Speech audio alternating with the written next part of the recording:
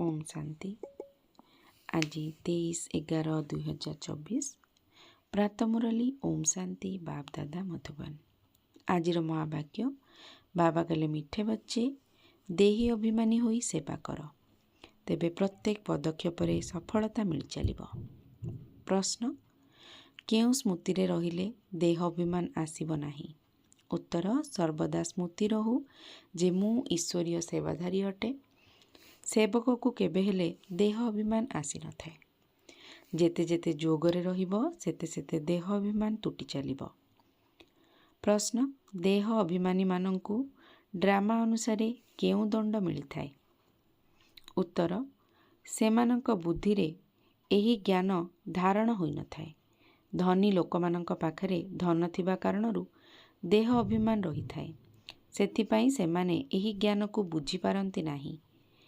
एही दंड सेमानंकु मिली थाए, किंतु गरीब लोकमाने सहजरे बुझी जाई थांती। धारणा पाई मुख्य सार, सर्वदा एही खुशी अथवा निशारे रहिबाकु हेबो जे वर्तमान आमे ईश्वरीय परिवारर अटु।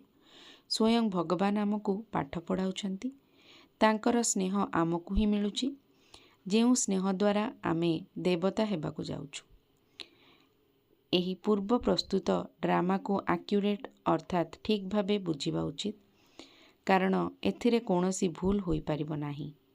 एथिरे जेउ सबु अभिनय हेउची ताहार पुणी पुनरावृत्ति हेबो। एही कथा को भल मनरे बुझी करी चालिबा द्वारा केबे भी क्रोध आसिबो नाही। वरदान, तोफान को तोफा अर्थात उपहार मने करी सहजरे अतिक्रम करुथिबा संपूर्ण एवं संपन्न भव।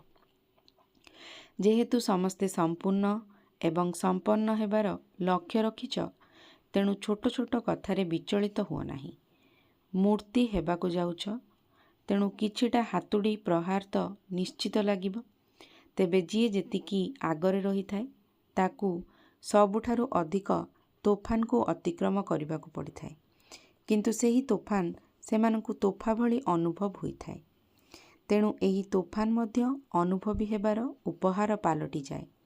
सेथिपाई विघ्न को सर्वदा स्वागत कर एवं अनुभवी मूरत होई आगकु बढ़ी चल। स्लोगान, जदि अवहेलापणिया को समाप्त करिबाकु चाहुछ, तेबे सो चिंतन रे रहिबा सहित सोर अर्थात निजर चेकिंग कर। ओम शांति।